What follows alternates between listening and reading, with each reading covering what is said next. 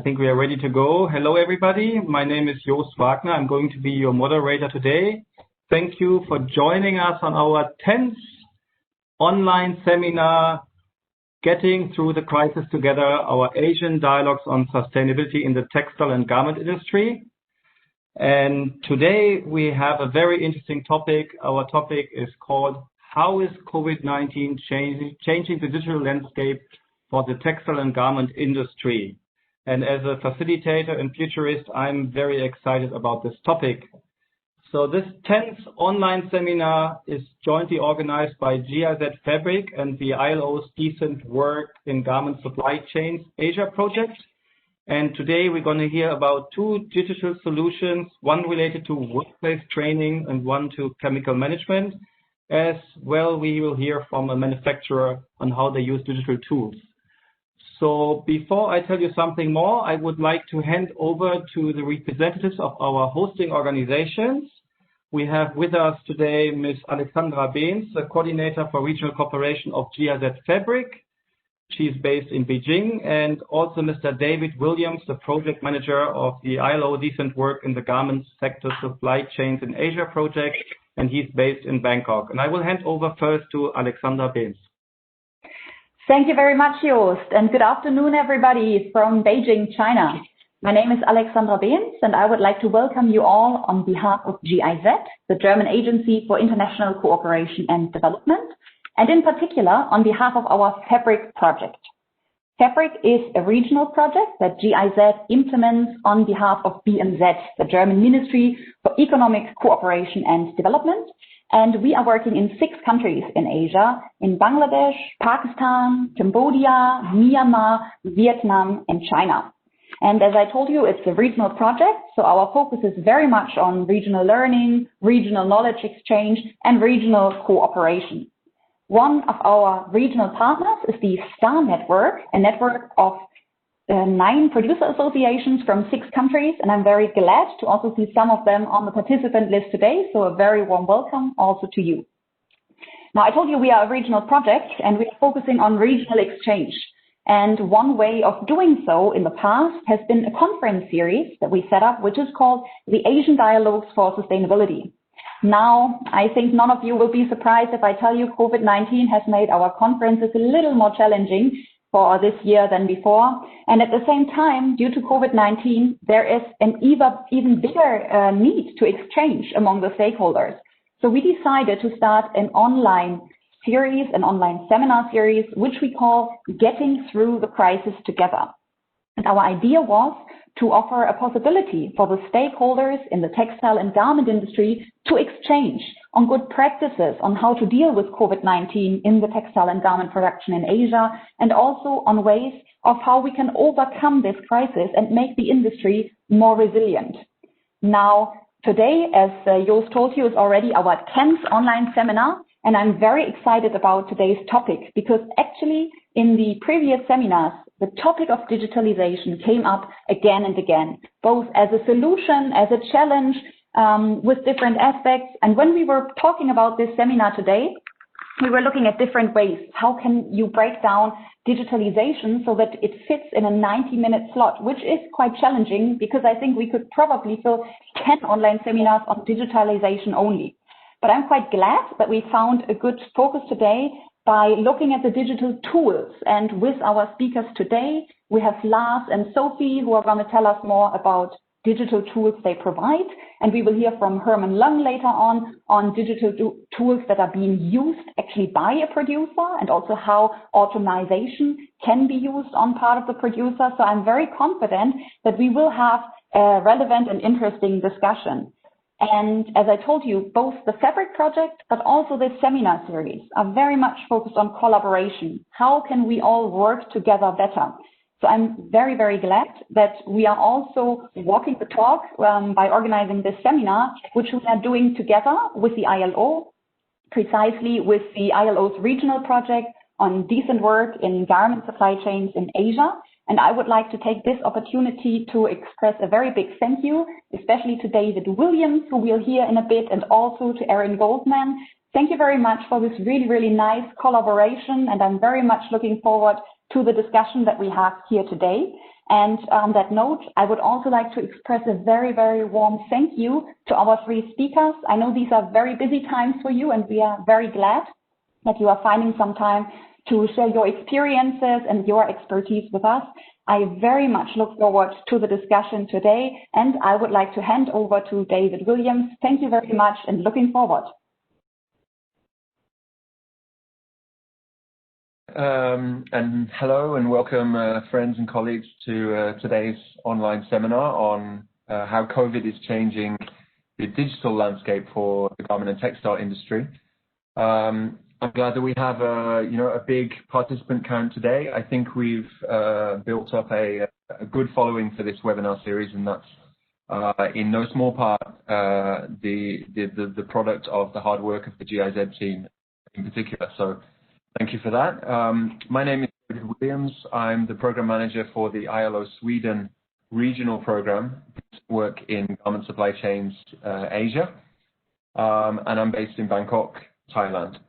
As Alexandra mentioned, today's event is the 10th in the virtual GIZ series, Asian Dialogues on Sustainability, and it's the fourth to be jointly convened by GIZ and ILO, and as part of what is now I think a blossoming partnership in the garment sector between our two agencies.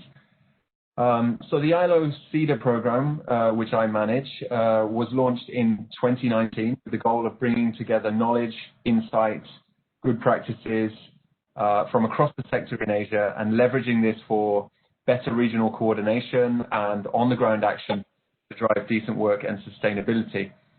The project itself works across South and Southeast Asia, and we focus on four main areas of action: social dialogue and industrial relations, gender equality, productivity, and environmental sustainability. And in each of those areas, we're investing in a combination of knowledge, partnerships, and practical tools and support for the industry to help it transition towards a fairer, more inclusive, and more competitive business model for the future. So today's topic on the role of digital in sustainability is really important, and particularly so as it comes at a time when many of our traditional and established ways of working are being challenged like never before. Digitalization itself has been a growing trend for a number of years. We've seen it across a number of elements in the sector. But I think, in particular, the speed and the severity of the current crisis has really focused minds on the role of digital tools and digital transitions. And I think some of these things will be making a relatively quick and potentially permanent change to the way that we think about and the way that we do sustainability in the years to come. For sure, technology and digital tools bring with it both opportunities and challenges.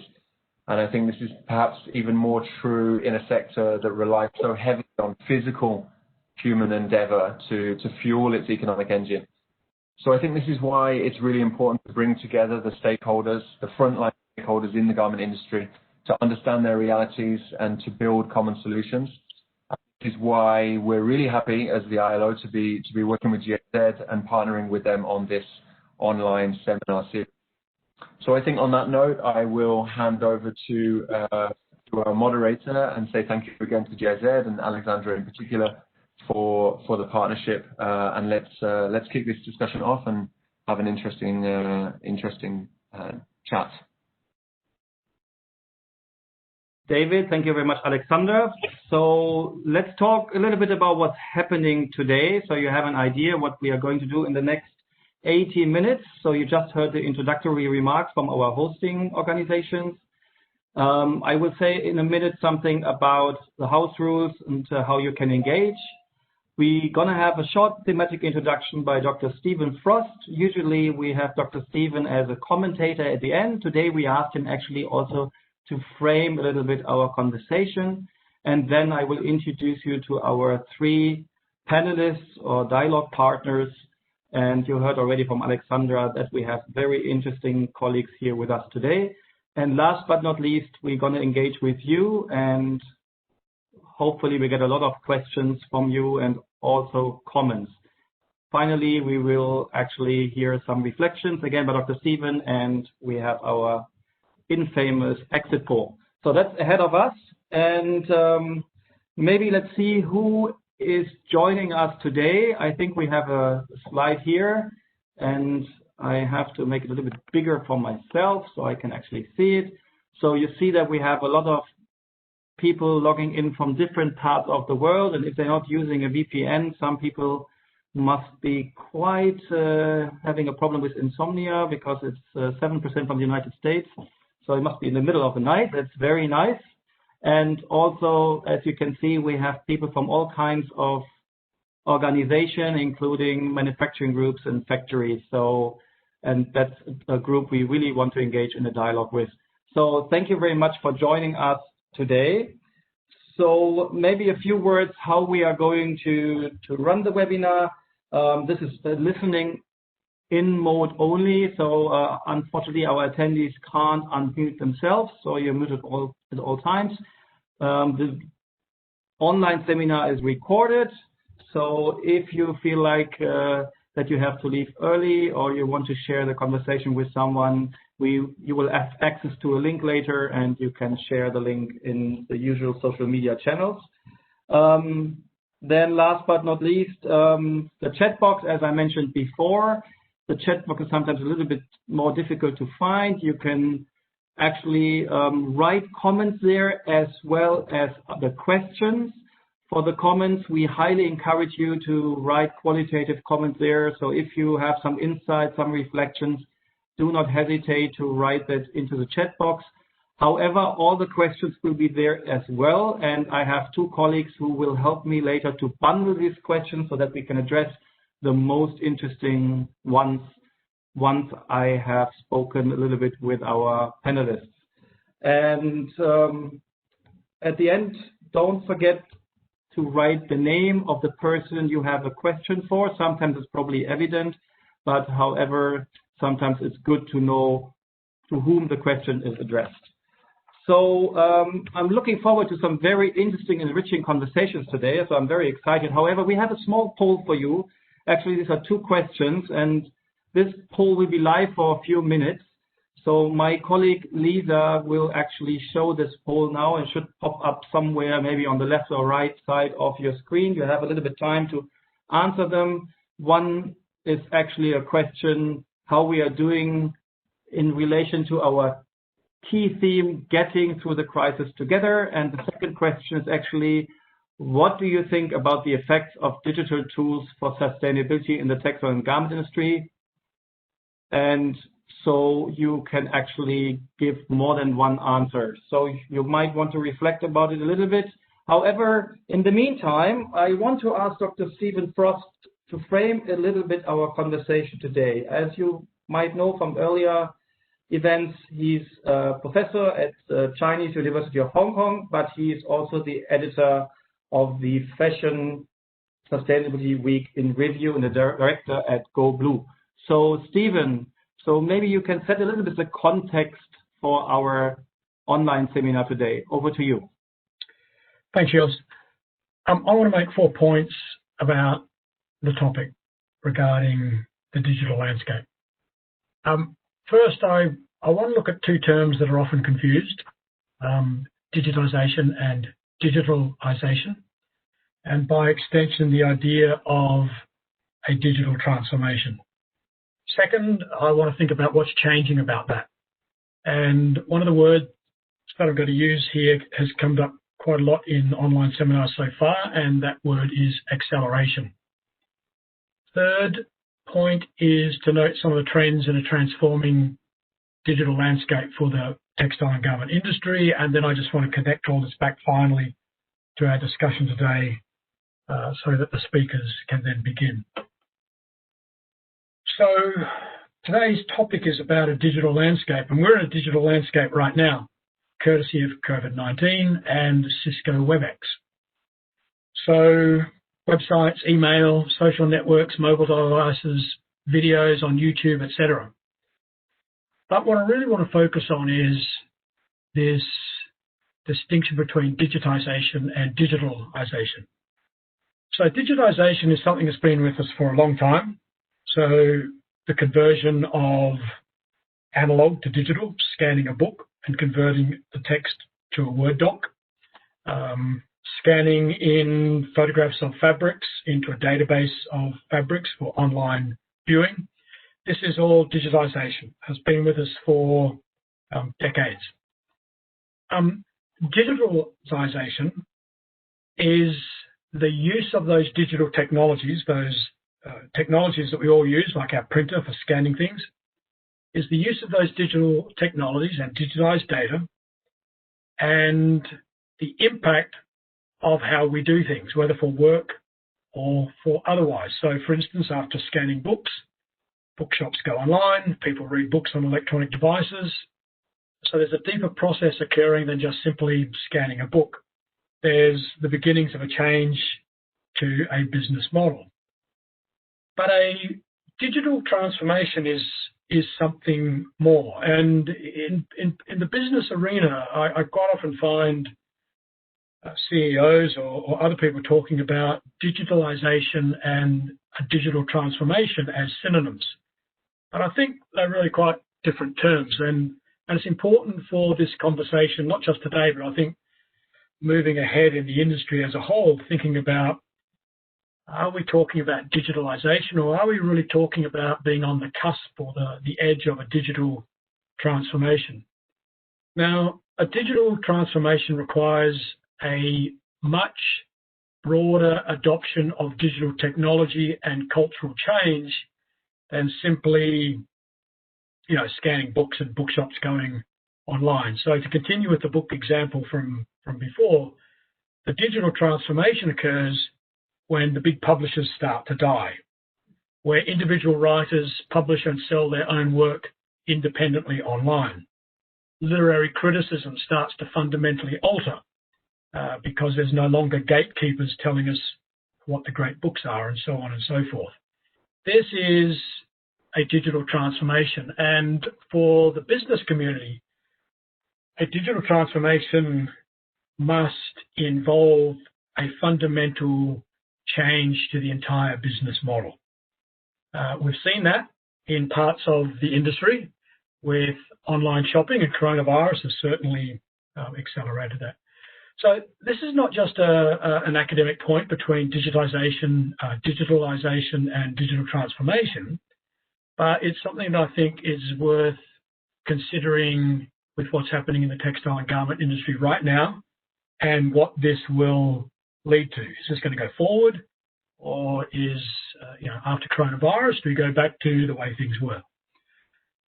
So this brings me to my second point, which is what we are seeing in the industry today. I remember back in 2017, there was a study from the MIT's Sloan School of Management, and it came to the following conclusion. So it was a global study of business organizations, and they found that 25% of the organizations had transformed into digital businesses. 41% of those surveyed were on some sort of transformative journey. So they're on the pathway to transforming into digital businesses. But at the tail end, there were 34%, still quite a large number, right? 34% who invested, and I quote, more time talking about the trend than they did acting upon it. And what I think you're going to see today is that's not the case when it comes to the tools that we're looking at. But I do wonder about the industry in general. There's been a lot of talk, for example, about blockchain. For the last couple of years, it's hard to move without hearing something about blockchain. But I do wonder how much of it is going ahead and how much of it is just talk. So that study was in 2017. And I was very interested then to see the Microsoft CEO, Satya Nadella, back in April, who stated, we've seen 2 years worth of digital transformation in the last 2 months. In other words, coronavirus has accelerated some things that we've been seeing in the pipeline, but this stuff has all of a sudden come on with a bang, which probably means we're seeing more action and less talk, as a result of coronavirus. But once again, are we on the edge of a digital transformation in the industry in general with digital tools? Where does that lead to?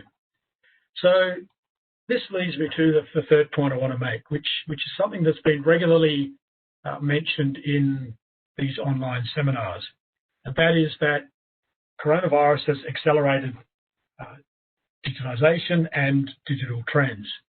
So whether it's brands or producers, quite a few of the speakers have already said that they've got initiatives in place, whether it be for brands and tech companies pushing ahead with things like digital fitting rooms, runways going online versus the physical runway, or a mix of those two things, brands ramping up online sales platforms, so on and so forth. There's numerous kinds of initiatives out there. At the producer level, we've seen this acceleration of initiatives in payment for workers digitally, such as in Bangladesh. That would be a long-standing project that had been working its way forward, and then coronavirus hit, and then all of a sudden it seemed much more urgent, and with a rush, digital payments started to be made on a much larger scale. And we've heard this from in this series of talks from producers who have purchased software, high-definition cameras, other digital equipment to remain competitive during coronavirus, so they can film samples to show buyers online, fabric collections going online with ways of showing samples and so on and so forth. So a lot of what we are talking about is not necessarily new, and you'll discover this when you start hearing from the speakers today. But the main point is about acceleration. Things have come on very quickly. Now, from the Microsoft CEO's perspective, Mr. Nadella, we've seen 2 years transformation in 2 months. Well, maybe for Microsoft, in the areas in which they work. But I saw recently companies like Microsoft and IBM teaming up with companies in the fashion industry, doing quite interesting things over labeling and so on and so forth. And then the final point, which I want to finish on, is, well, where does all this leave us with the sustainability discussion, which is part of what we want to talk about today. Digitization versus digitalization versus a real digital transformation. This is the kind of thing I think that it's important for us to talk about. The landscape is certainly changing. Where that leads us now, I think, is one of the really, really interesting questions to be discussed. Important for the industry to collectively discuss, and I'm looking forward to hearing from all 3 speakers today talk about these digital and sustainability solutions. Thank you very much, and back to you, Joost. Thank you very much, Dr. Stephen, for this introductory remarks. And before I introduce now our 3 panelists, I just wanted to take a look at the poll results with you. May I request to display the results of the poll and see if we see some interesting developments, because we always want to know. I see, so that it looks like that more or less most people think we are more or less doing more or less in terms of collaboration in the industry with all the stakeholders. And it seems to me that most people think that the digitalization or digital transformation, I think most people answered that it's becoming, in terms of sustainability, digital transformation can be quicker and can be more inclusive through the application of maybe digital apps or digital solutions. So thank you very much, Lisa. So let's talk with our guests, and I would like to introduce you to the 3 guests we have today, and I will talk with them. I will interview them one by one. So with us today, we have Mrs. Sophie Nordström.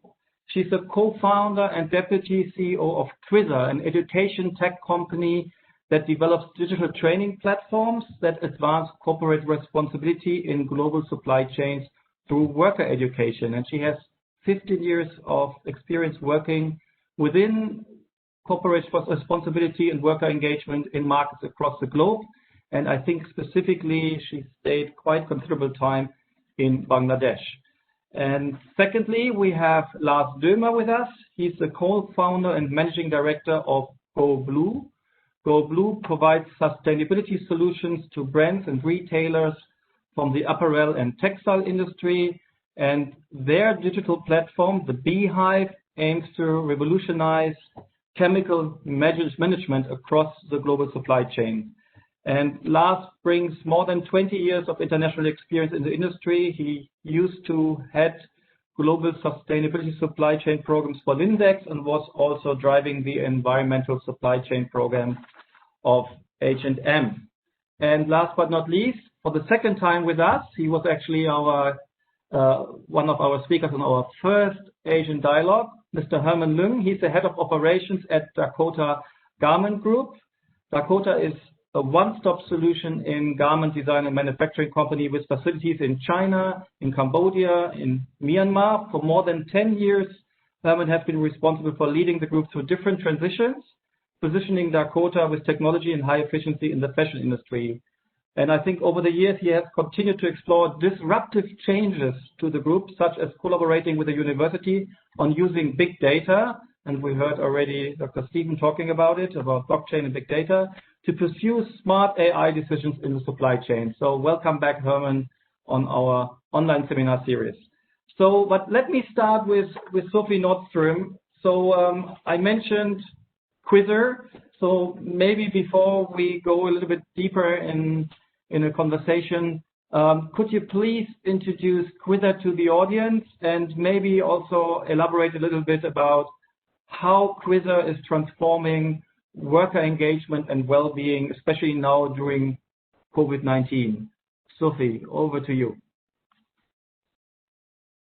Very much. And first of all, I just want to say thank you for inviting me to this seminar. I'm very excited to be here together with all these experts from different digital ends, in the spectra in the world right now. Of course, this is something that is extremely much on the agenda right now. Digital is the go-to. We can see that right now by just sitting here at this seminar and not being, flying all over the world to join a seminar together. So I'm Sophie Nordström and one of the founders of Quizzer. And we like to look at ourselves as EdTech pioneers in social sustainability. So what we do, we provide digital training solutions to stakeholders in global supply chains, focusing on trainings for workers, middle managers and managers in factories around the globe on topics like employment rights and responsibilities, workplace safety, dialogue, gender equality, etc. We work with global brands, but also with several organizations whom some are in the room here today, such as ILO Better Work in Bangladesh, for example, we work with. And I want to sort of reiterate what you said earlier about collaborations, that collaboration is key to be able to actually transform the industry and to change mindsets in global supply chains and at the factory floor. So with our digital training solutions, we build knowledge on important topics for people in order to be able to create real change. And we believe that with building awareness and knowledge within each and everyone in a company, whether it's the factory floor or whether it's any company in the world, is the way forward. Because if you share knowledge, you can also start talking about it. So we want to create an atmosphere and a platform to be able to, with that shared knowledge, solve problems. We want to be able to empower workers and the middle managers on the factory floor with knowledge and with a language so that they can speak about their problems and solve their problems before they become huge. We also, because it's a digital tool, of course, we're able to provide measurability. And this is something that when I started Quizzer together with my co-founder Jens Helmersson a few years back, that was one of the key issues that we wanted to solve, the possibility of not only bringing social sustainability into the global supply chains, but also be able to measure and share the outcome of the training that's ongoing. So with Quizzer, there's the digital tool that can be available on, or the digital training that's available on different kinds of tools, for example, on touchscreen tabs or on smartphones. There's a fun, light, and sort of engaging training with using short films, a little bit Netflix-like, you could say, short dramas or soap opera style that are answering the question of why is this important for me as a worker or as a manager? How can I use this knowledge that I'm learning? And we're also then adding interactive quizzes into the training method so that you not only watch films, but you also use your brain, you discuss with your peers, you answer questions. And by doing that, we also get a measurability, a sort of a receipt. Did this person understand the topic and did they learn something? So, of course, being digital at the back end of it all, there's a dashboard and there's a possibility for the brand that works with us or the organization that works with us or the factory themselves to follow up on the trainings and to be able to, in a structured way, plan the training in the factory and also follow up and see, okay, what was the outcome and what should I do as a next step? The content that we produce is always, and the method that is used is always the end user in mind. So when we started looking at how to provide digital training tools to workers in factories, we had a lot of ideas. We wanted to gamify, with different kinds of features and so on, but decided after having tested it in factories that, okay, we need to simplify this. So the end user is always in mind when we develop any kind of training. So currently, almost 800,000 training sessions have been completed within around 500 factories in the world. And our main markets are right now China and Bangladesh. But we're also moving into countries such as Thailand, we're in Egypt soon, we're going to be in Taiwan in a little bit, and so on. Yes, I think that's all from my end right now. Thank you very much, Sophie. I mean, when you started Quizzer in 2013, right? I mean, then you were a first mover, right? You were probably the first one who came up with some kind of education tag for workers in the garment and textile industry. So can you describe a little bit about how this journey started and the obstacles in a few sentences? Because I think when you are the first mover, that's always a little bit difficult, right? Yes, you're right. You're absolutely right. So we started in 2013, and as I said earlier, we wanted to be able to not only provide something engaging when it comes to training, but also be able to provide measurability. And both me and my co-founder, we had a network within especially the RMG sector in Bangladesh and in Asia. Most companies were saying that, yeah, wow, this is great, really, really interesting and innovative, but on-site training, face-to-face, I mean, that's what we need to work with still, because these are complex issues. We cannot just trust a digital tool because you can't interact and ask that digital tool questions, follow-up questions and so on. So there was a bit of a resistance, I would say. It has slowly been changing throughout the years. And we had some early movers with us actually to be able to start the journey with companies that are leading in social sustainability, that were sort of bold enough to take the step together with us. So actually from the very beginning, we did have customer financed development, and we were working very, very closely with our customers, the brands, making sure that the trainings were reflecting their code of conduct, everything like that. Now, today, of course, we see something totally different. And when COVID hit early this year, of course, all the trainings in the factories we were in stopped. Nothing was going on, you know. It was like, and we thought, okay, wow, what are we going to do now? Like everyone else thought. But we made a few rapid actions just to ensure that the training would get out there.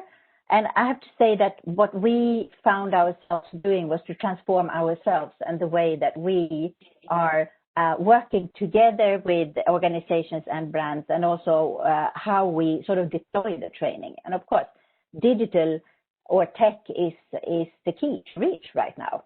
So being able to reach out with rapid actions together with organizations such as ILO Better Work, for example, we made sure that there was trainings available for factories at an instance, or for workers, even if they were not in factories, but also challenging ourselves to find other ways of reaching people, even if they're not within those four walls of the factory. So right now, I have to say that I think that digital tool is the go-to for most of our partners today. And we see that organizations, factories, and brands are leaning more and more towards digital and asking us actually can you develop this also? Can you add that? Can we do trainings throughout the whole supply chain and so on? So I think we can say that there is a change of mindset when it comes to digital tools for sure. Mm-hmm. Thanks, Sophie. Okay, 800,000 people you have already trained, you said. So let's talk just for a moment, maybe more about, I mean, obviously you probably can reach more people when you use digital tools than when you do face-to-face training sessions, old school. So are there other benefits, or where are the real benefits of using a digital tool to train the workforce and the middle management? Can you, maybe for our attendees, enlighten us one more time about why we should go digital? Yes, absolutely. So I would like to add top management in that as well. So if you think about a company, you should be able to empower each and every person with the same kind of knowledge, but on their level. So I think digital, with the digital tool, you're able to reach each and every person in the factory on each and every level. And I can take one example. We have for a few years now been working with the ETIs in Bangladesh in a project on a social dialogue. They have a great training. It's a very extensive training. It's on-site, face-to-face, where they support factories to make sure that they have functioning worker representation in the factory. So functioning meaning that it's useful for the workers, but also for the managers, and they solve problems together. They started testing and working with a blended learning setup together with us, where digital was part of it. And the reason for that was because they saw that with the on-site training, you couldn't reach each and every person. You come in, you do training for a certain group of people, you go out again, and the project isn't ongoing forever, right? The digital tool stays in the factory.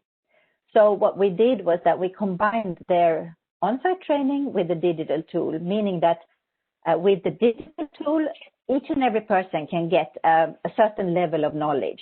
So you prepare the factory, you prepare the workforce for something. And then you can sort of reinforce and support certain people in the factory, for example, middle managers, to really understand the benefits of having a worker representative report something. And you can sustain the knowledge because the digital tool stays on afterwards. And I think that's the beauty of digital, that you can have a long-term approach towards the mindset change and the change you want to make in the factory. Thank you, Sophie. So I will come back to that because I think there are already one or two questions coming in regarding Quizzer. So again, to all our attendees, make use of our chat box. You don't have to write necessarily a question. You can also write comments or share peer-to-peer knowledge. So we try to be as engaging and interactive as possible. So let me go over to Lars Dömer. And as you have heard, Go Blue has come up with an app called Beehive. And I understand that Beehive is bringing transparency and better safety standards to chemical management in the textile and garment manufacturing by digitizing chemical inventories. And again, thanks to Dr. Stephen Frost, who explained the three terms we are using sometimes interchangeably, but they are not really the same.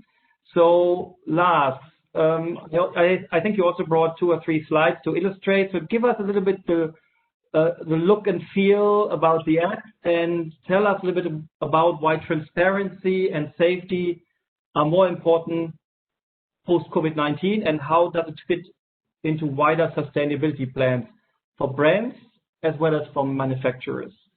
So 2 questions in 1. So please introduce a little bit the Beehive, and then I have already given you the first question. Thanks, Lars. Over to you. Thank you, Joost, and thanks a lot for having us. Very excited to be here. So before I tell how it works, let me explain a little bit how everything started and why we developed the Beehive. So in 2016 and 17, we worked for our brand and retail customer with around 200 mills reviewing their chemical inventory. And that means lists where factories have to write down what chemicals they use and if they comply with requirement, and add information about health and safety standards and so on. These are quite complex information that they need to gather. And our job was to review them and also to understand if the chemicals comply with the customer requirements. And even we had already some experience, but what we very quickly realized is that almost all of these documents were either incomplete, not correct, or outdated. And because these are individual people, they had very often not the knowledge, they didn't have the time, the resources to maintain all these inventories, and also they had access or problems to have access to the right information to understand if the chemicals they use in the factory comply with the customer requirements. And of course, and one of the biggest issues in all kind of management is a lack of routines.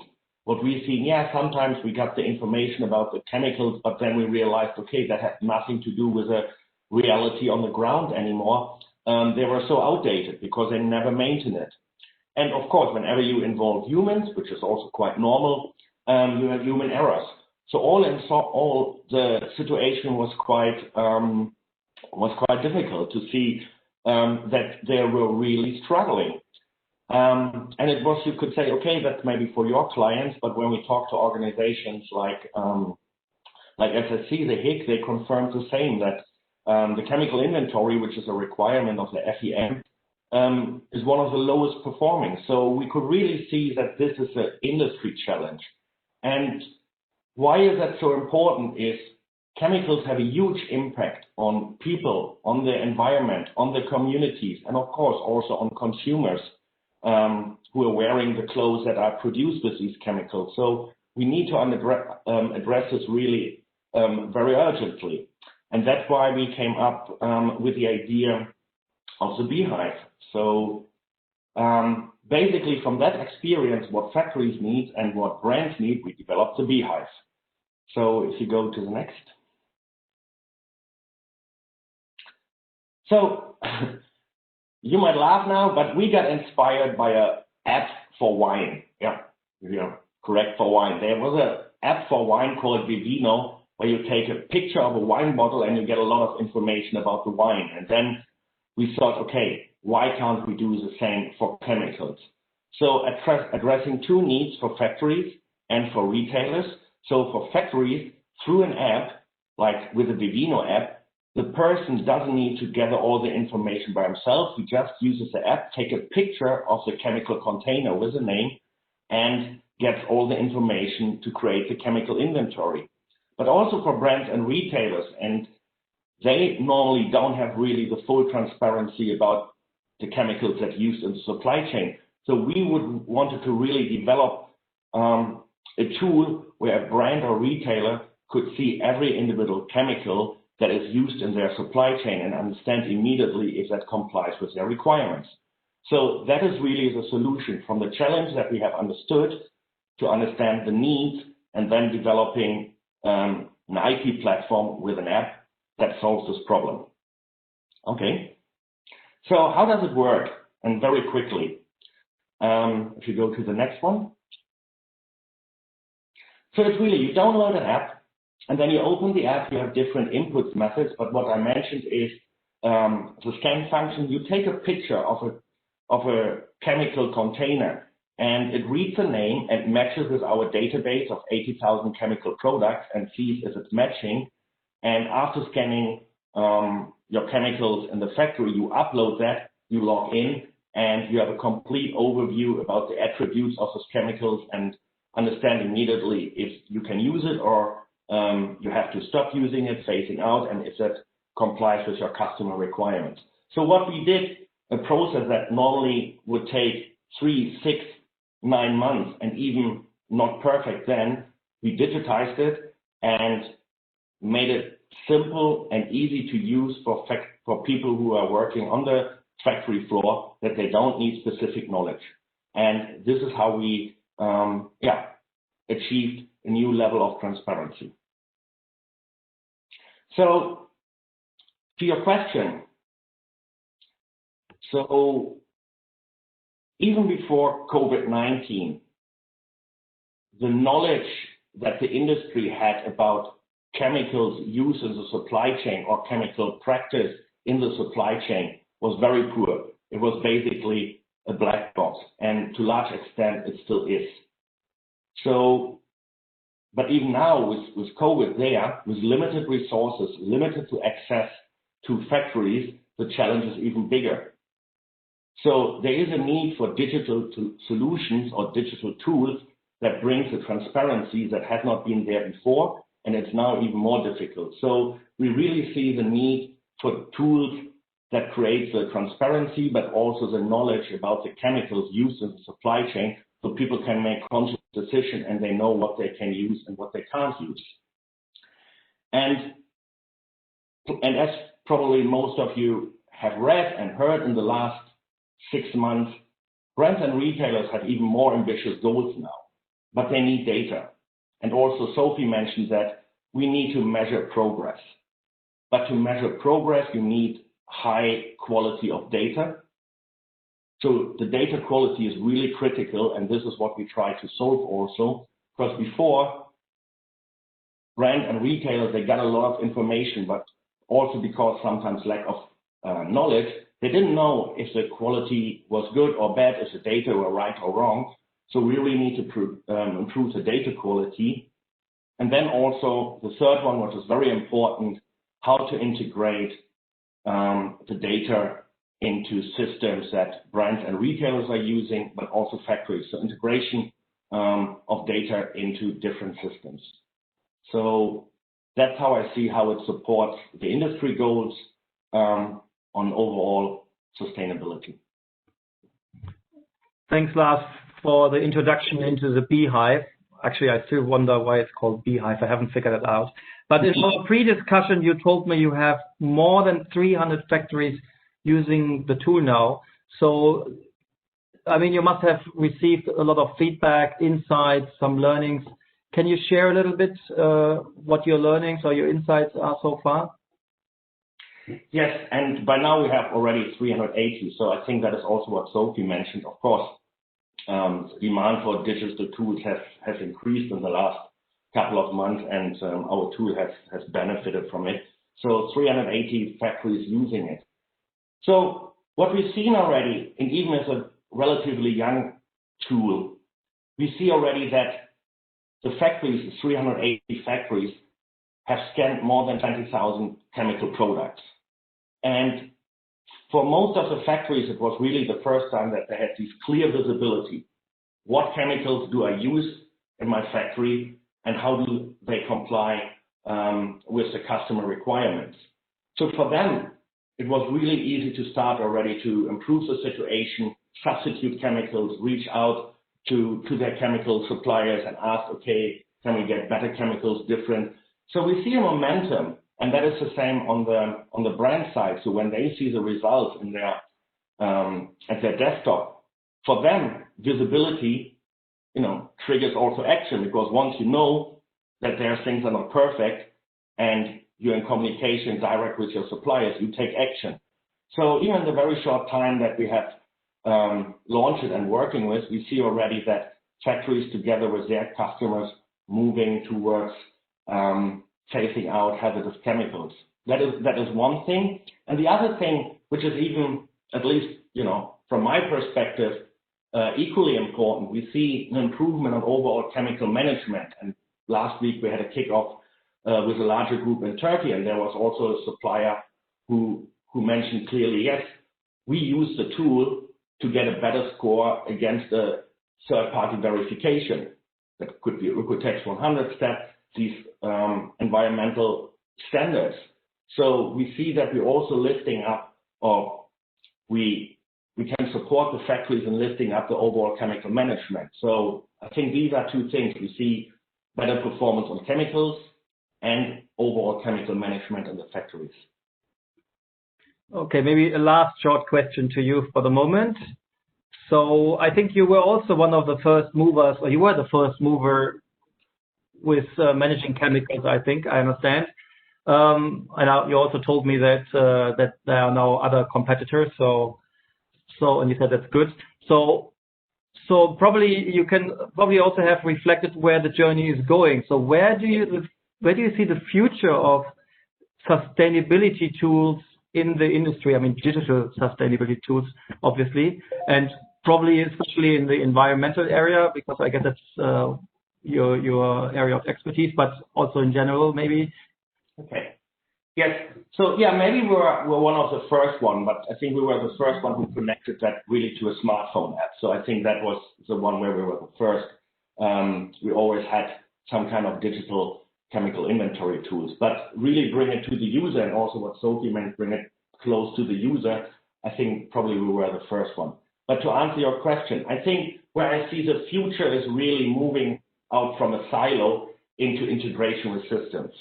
So digital tools need to be much better integrated with systems that they use in the factory, like ERP systems or other systems, HR systems, whatever you. And at the same time, also with business partners upstream and downstream, brands using PLM systems. So how to integrate digital tools with your stakeholders and partners so that you can make much better use of this data. And that is probably the second step where I see the future is making use of data, because only digital tools and collecting data is not always driving change. We also have to make much better use of that. And I think the future that I see is also that brands, maybe also factories using this data are for benchmarking, but also Stephen mentioned it, for consumer communication. So I think we need to utilize the data and bring it really there where we want to communicate it, and that's probably then make use of it probably on a product level. Thank you very much, Lars, and I think I see questions also coming in for you, so we're going to come back to you. So maybe let's engage with our last panelist here, and welcome back Herman Lüng from Dakota. And I got to know him. He's someone who I think who lives digital transformation. He loves to maybe try out new things. So thanks for coming back, Herman. And I wanted to ask you where and how does digital tools feature in your sustainability plans, and has anything changed for you since COVID-19? And especially, are there certain things you can't do amid the pandemic that digital tools can support? And I understand that you have actually introduced a lot of new things in your company that were not there before. So you are actually a first mover, I understand. Over to you, Herman. Right. Thanks for having me today. So nice to see you guys again. Basically, a quick introduction. So my company, we have factories in Cambodia, Myanmar, and China. And then basically now we have like 8,000 workers in Cambodia, like 2,000 in Myanmar.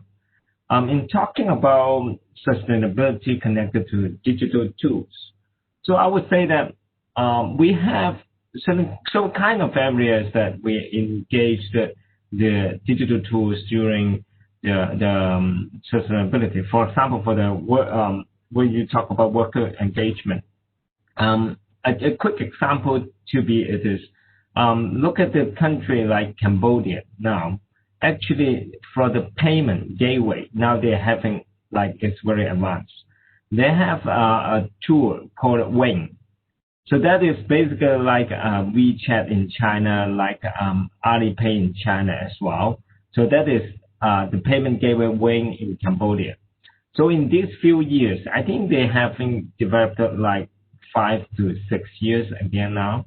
And now it developed to every workers. They got most likely the government subsidized payment through this automobile paying system for their smartphone. And then it accelerated a lot during the pandemic as well. And you might notice that government paying some subsidies for the workers during the COVID-19, and they all pay via this system. And we can pay this through this system as well. And then we help the workers to set up their ATM card. So as you might not believe that there was a massive handling of cash at the normal factories.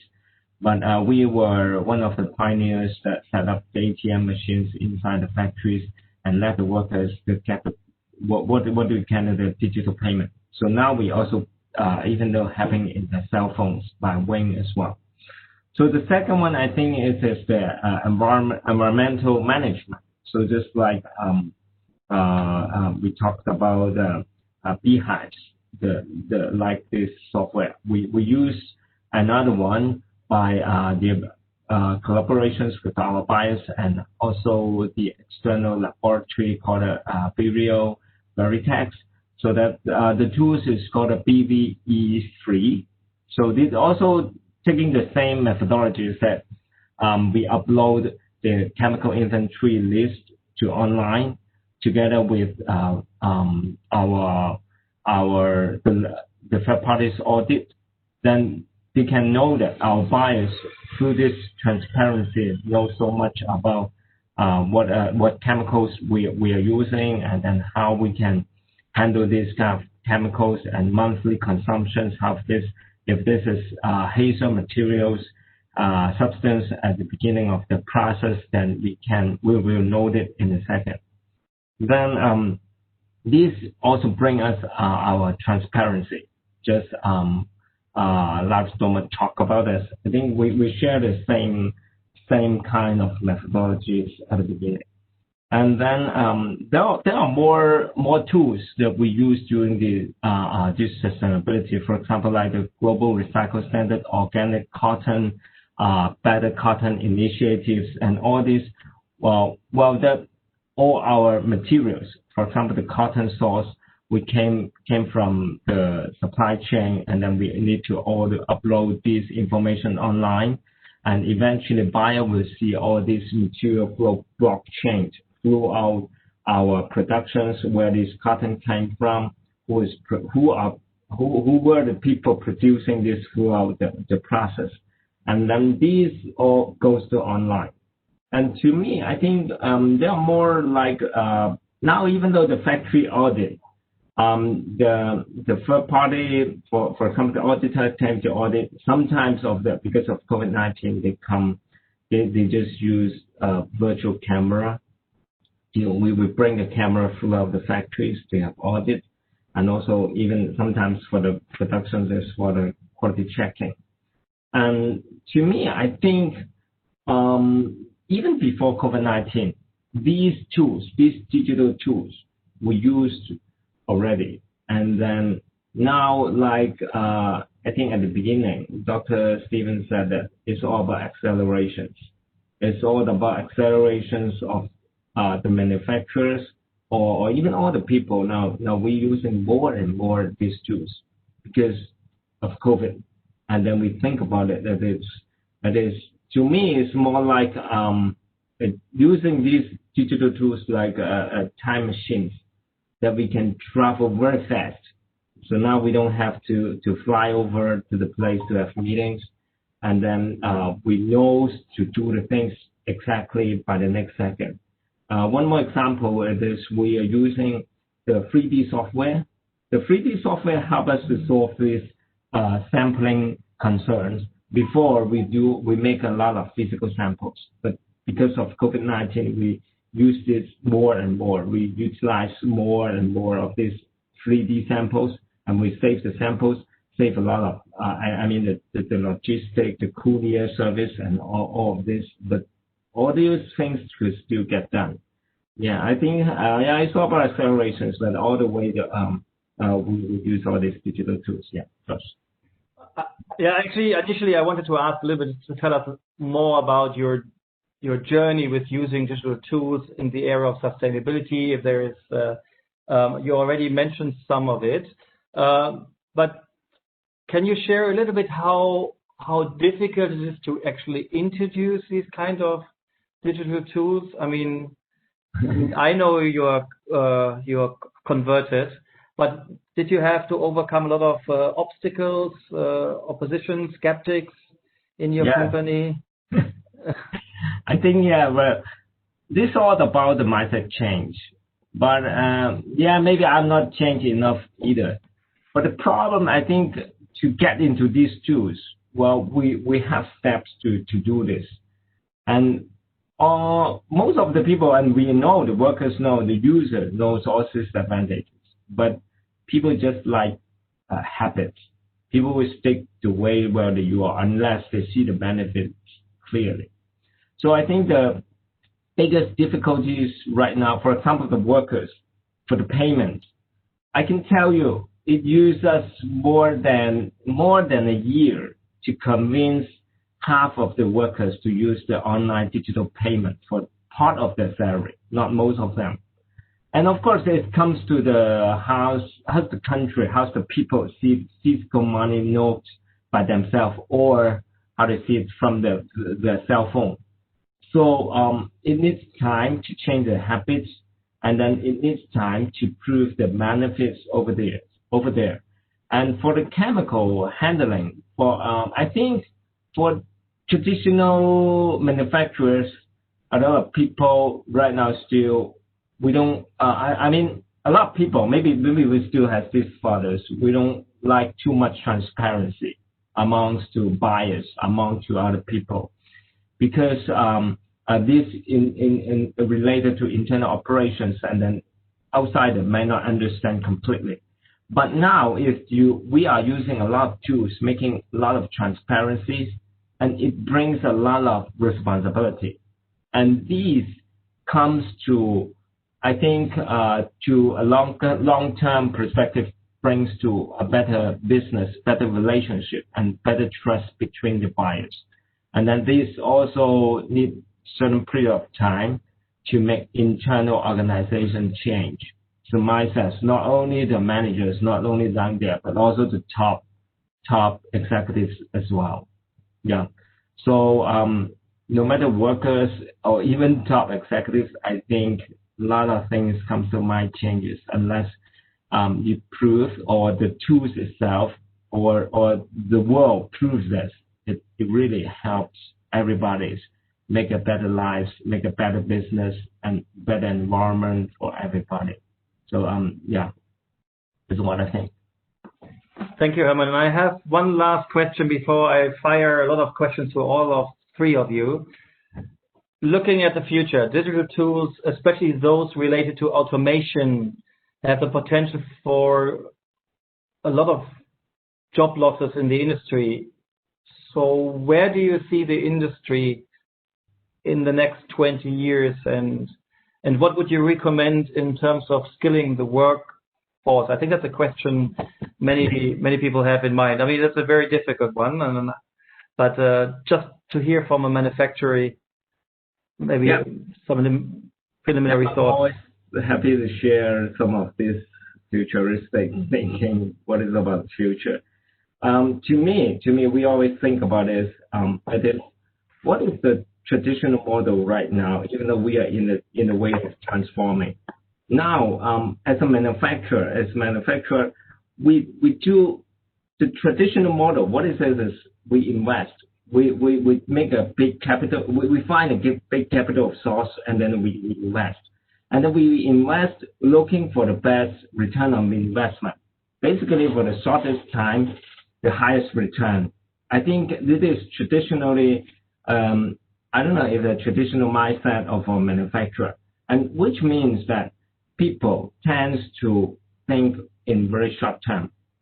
And then the problem now we have is when we invest a factory, when we as a manufacturer, we have to invest a factory, we have to rent a place, we have to buy all these machines, access to get in place to get the products finished. But the problem is right now is when the COVID gets hurts the global economy even worse, and digital tools accelerate all these things of this. Sooner or later, I'm thinking probably a shared economy concept would apply in manufacturing as well. For example, what is we see it is maybe 10 or 20 years later is coming on. Not many people is really owning a factories. Not many people are really interested to invest in factories or build factories. Probably these factories were built by the last big winner. I mean a big winner is going to invest all these factories, facilities in the world, and who else interested who might run these factories, share economy concept as well. Then a lot of manufacturers will think this way, because when the environment get more competitive, when these investments getting harder and harder and get return, and then not many people are interested for this. For example, like Uber, not the drivers own a car, like a lot of the same concept right here. So when I'm seeing in the future, it is like a winner take all strategies is more and more sooner is gonna happen. So there's most importantly these big winners, manufacturers, these people that are gonna invest big factories, they are going to make process more standardized, make these share factories more environmental friendly, and then for the workers, probably even the more crazy thinking is no workers are really workers, and then they work all independently by their own, freelance working. When there are orders, there's work. When there's no order, they tend to work on themselves as well. So I know this is quite early to talk about this, but look at the other business now is really happening, and even COVID, I think, will probably accelerate this concept more and more in the future. Yeah, thanks, Josh. Thank you very much, Herman, for sharing some futurist thoughts. So apparently there are some very interesting, sometimes dystopian, sometimes very positive scenarios out there, how the future might unfold. So let's get into a conversation with our colleagues. And there are a lot of questions that came in by the chat box, and I try to ask everybody to be as concise and brief as possible. And I start with Lars. And as I mentioned before, questions are coming in with the help of two colleagues who are trying to bundle the questions for me so that I can listen more carefully to our speakers. So Lars, in the Beehive app, also linking chemical products to the current status, as well as updates on occupational health and safety requirements for workers hang on, I have to read it one more time. Is Beehive app also linking chemical products to the current status as well as updates on occupational health and safety requirements for workers handling specific chemicals? Okay. Sorry. Actually, yes, I think I understand the question. Yeah, it's not a fun topic sometimes. So basically, our database provides for 30–40% of the chemicals that we have in our database, these data. But it also gives the opportunity to add these data for the user, the factory, and they need to retrieve the data from safety data sheets. But we're building constantly the database and getting more information. So yes, but not for all products. Mm-hmm. Thank you. So here's a question for Sophie from Samin Kashmi. Studies show that smartphone penetration or digital literacy is very low among female RMG workers in Bangladesh.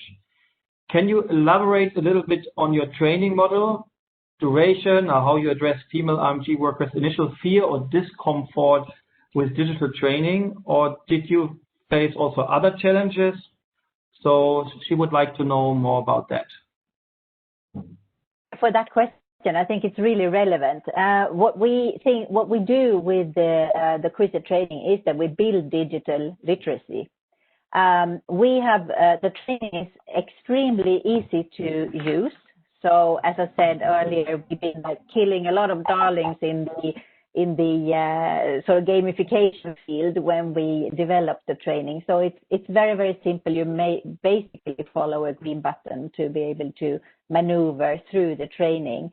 It's short snippets of training, films, engaging films, often live action, a little bit of animation to explain maybe the how question, but the why question is often live action films, and a few quiz questions. And what we do to address that particular issue is that we encourage small group trainings where peers are supporting each other. So for example, when a factory when they do their training plan, we support them to sort of identify the groups in the factory and the specific needs they have, and to put groups together so that they can support each other. I have one short, if I can just bring one short example up in this answer as well. So we work with the BSR, digital wages tech tool, both in Bangladesh and in Cambodia, actually. So it was really interesting what Herman said about the, digital, the transformation there. The transformation in Bangladesh is also huge, due to COVID. It's very, very quickly, people that are only wanting cash are now using digital wage pay. And the training with the BSR is a blended learning where you have on-site and the digital tool. There was a lady in one of the groups that absolutely was terrified of the tablet with the training. And she said, no, I'm not going to do this. Eventually, she got curious because the others were doing it, and she started using the tool, and she left the session with saying that I'm going to go home to my husband and teach him about budgeting and saving. So I think that by just exposing people to digital tools, making them super, super simple, supporting with voice support so that they can also listen to questions and answers, you're actually starting on a journey for real change. Thank you. A nice story about the tablet. Judy McKay has a question for Lars. So when I was investigating chemical MSDS on the factory floor during monitoring, I found labeling to be inadequate. First, the local language was not available for made in Japan, made in USA, Singapore, etc. And second, the chemical suppliers, when contacted, would send data sheets, but the formula would change routinely.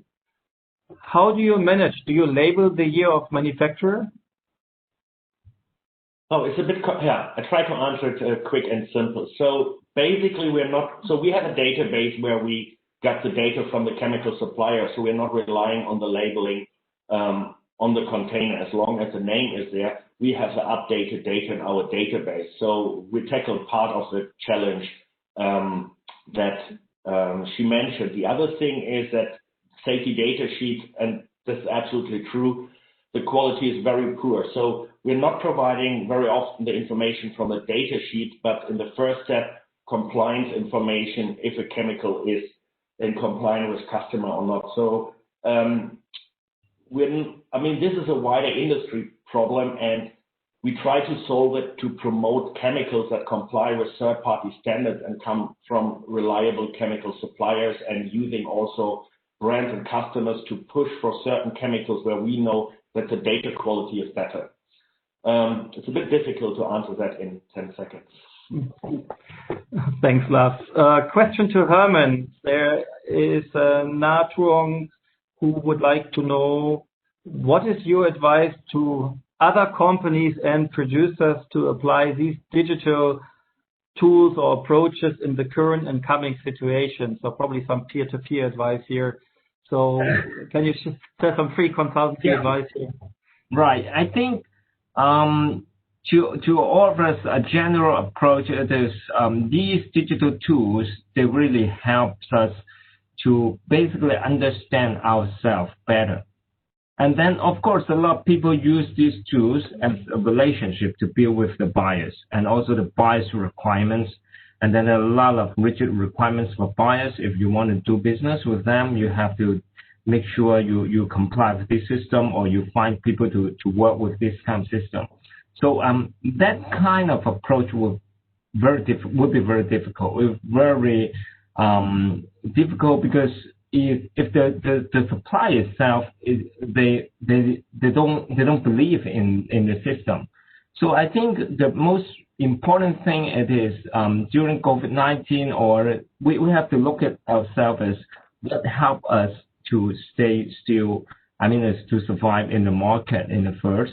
And the second, I think it's very important that is we do think about sustainability in long term.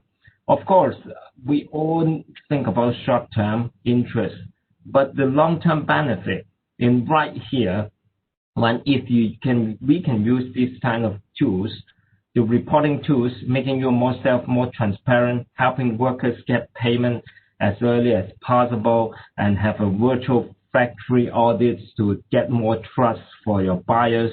And I think these all helps. But the thing is, we have to in place with our team, the IT team, the tech teams, or your sustainability team of your officer, to get them know how to use this kind of system. I think these are like a very fundamental things to build up your team's capability at the fundamental using digitally, no matter in regarding sustainability or in the business way as well. It is, I think it's a must skills for that. And I'm also very interested to answer one more question is the people are asking what kind of system should we have? What is the best system? How can if the customer is not using this system, how can we do with that? I think we also find if we have 10 brands have different kind of chemical management system online, and then your team may have to deal with 10 kind of system. That is very suffering. We also having the same problem with that. But I think the way it is, we have to turn a manufacturer perspective from passive to active right now. That means it is when your buyers is starting to making their sustainability strategy annually every year, then we better have to make sure our voice is heard. We have to talk to the buyers directly, talk to their sustainability directly.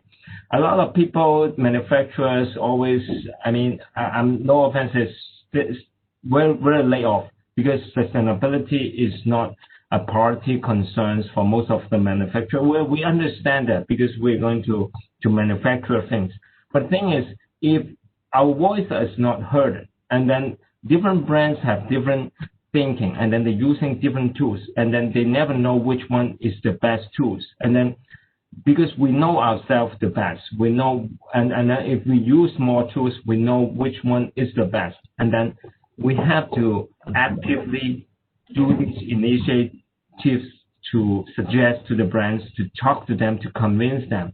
Because I would believe that communications and then tell the brands, tell tell your buyers truly what helps you to produce things to help you regarding these systems are the best way to solve this.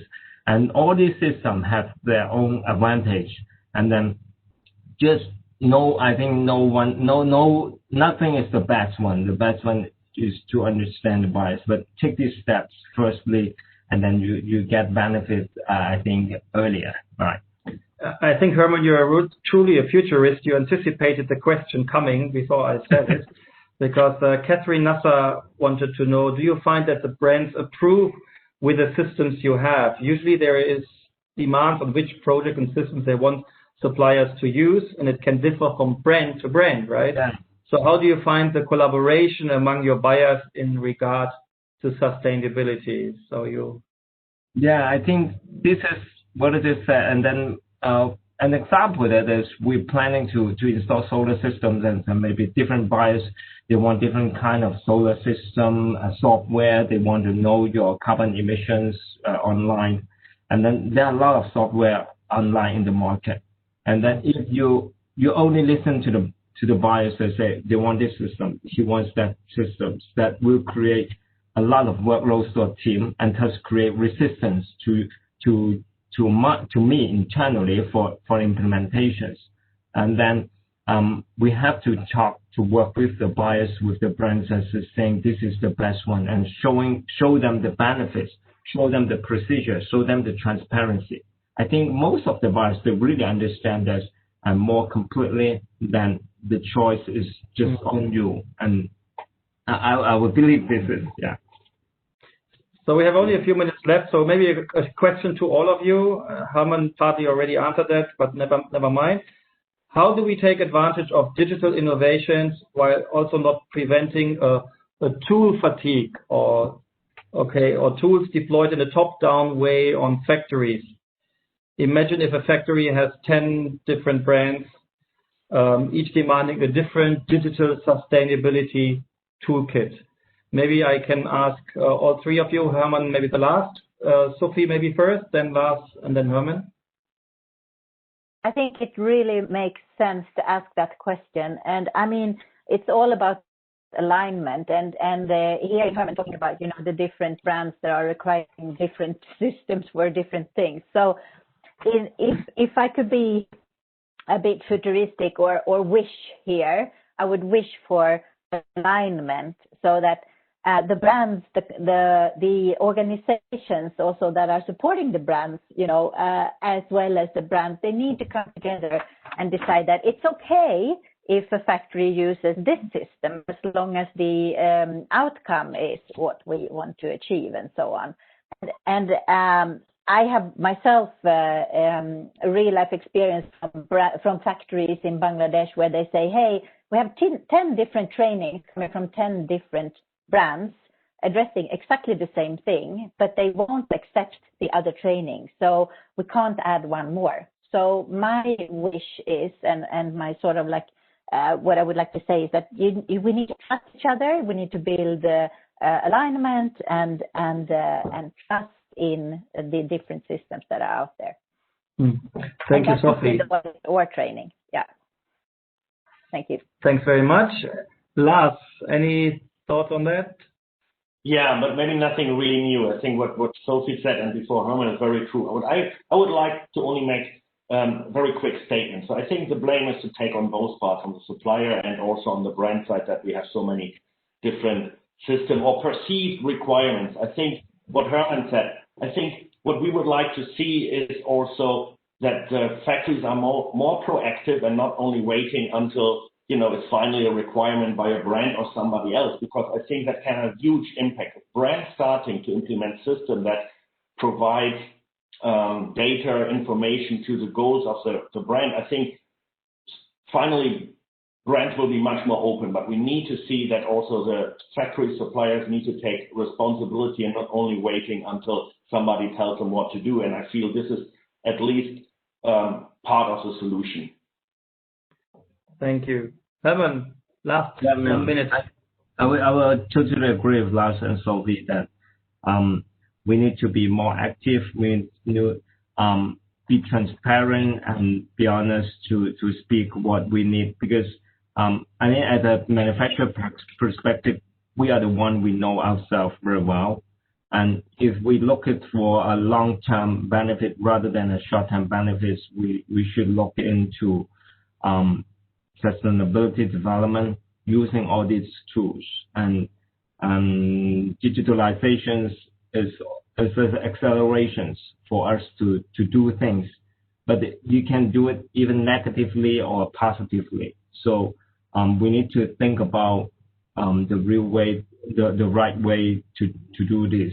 And as long as I think COVID could still last for some while, but the habit we are changing, the problem we are discovering through this COVID-19, and then using these digital tools, I think probably to me it's a more positive future for us. Yeah.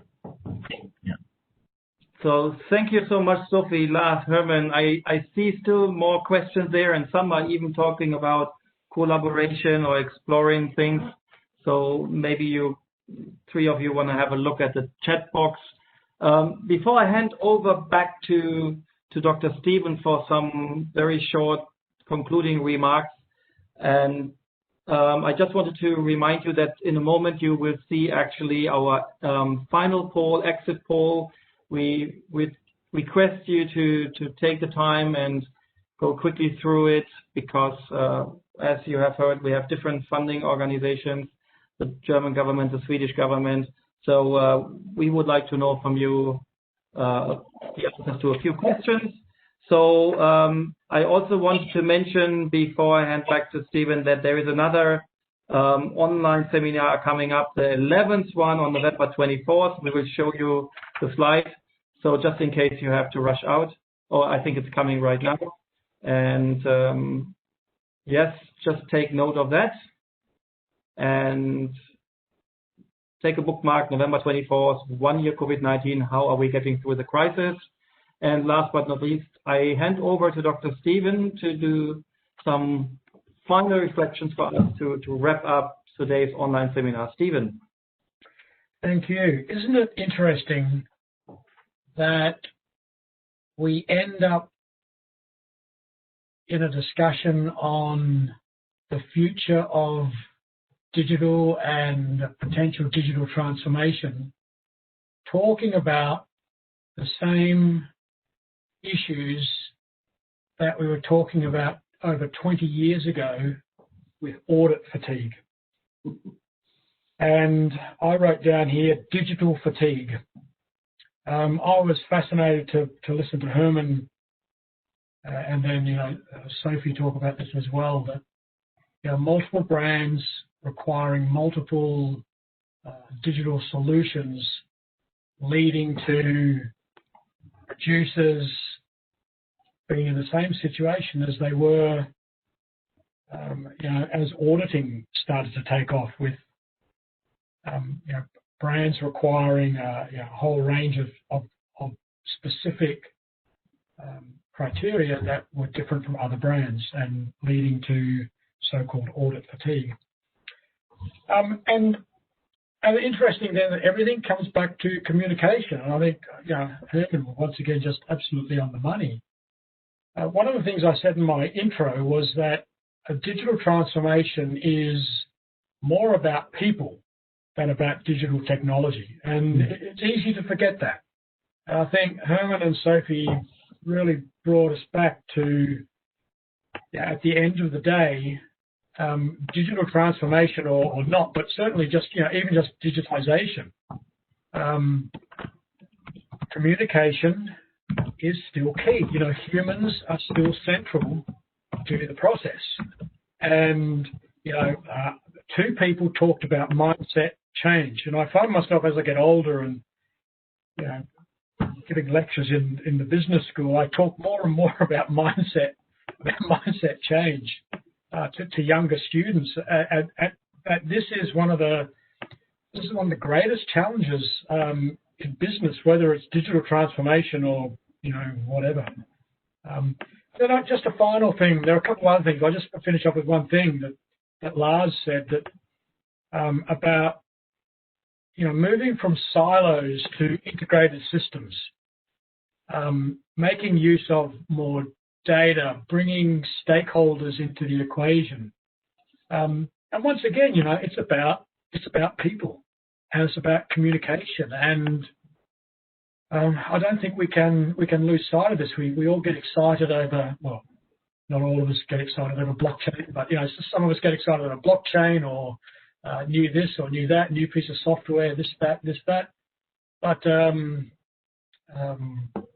we've got to bring people along with us, and I think that's one of the things that really stood out for me today. The more things change, the more they stay the same.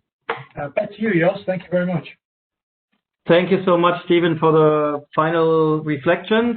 Maybe let me finish with one of my favorite sentences.